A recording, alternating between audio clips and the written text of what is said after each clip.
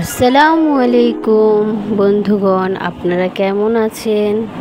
আশা করি আল্লাহর অসীম রহমতে আপনারা ভালো আছেন। আমি আজকে আবার এসেছি আপনাদের একটা ভিডিও শেয়ার করতে। ভিডিওটা হলো কিছু সুন্দর আর্টের পিকচার, কিছু হাদিসের কথা, এসব নিয়ে আপনাদের সাথে আমি ভিডিওটা শেয়ার করতেছি।